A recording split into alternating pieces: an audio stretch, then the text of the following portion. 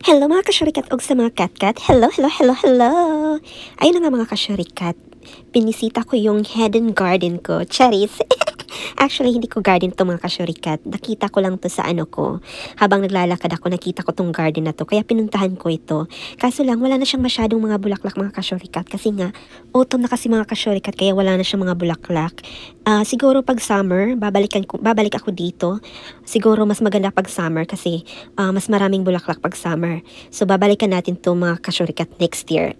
Tagal-tagal pa. Ngayon ko lang kasi nalaman mga kasyurikat na may garden pala dito mga kasyurikat. Kaya hindi ko siya napuntahan nung summer. Pero hayaan nyo na.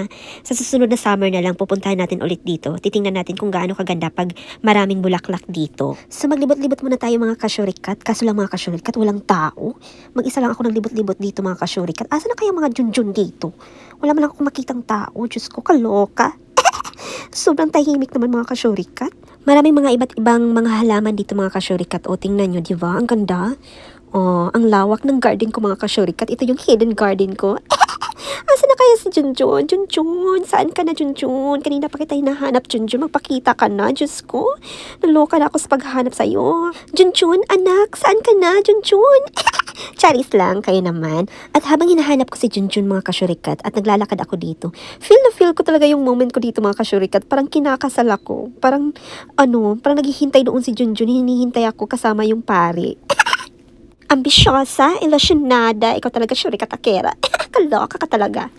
Tara, maglakad-lakad pa tayo doon mga kasyurikat. Tingnan natin kung anong nandoon. Malay natin nandoon si Junjun. Nagtatago. Hanapin natin. Nagtago-taguan kasi kami ni Junjun. But anyways, malawak din ang garden na ito mga kasyurikat. O, tingnan nyo, kanina pa ako naglalakad mga kasyurikat. O, hindi pa ako nun umabot sa dulong-dulo. Ang ganda-ganda kaya. Lalo na siguro kapag maraming mga bulaklak dito mga kasyurikat.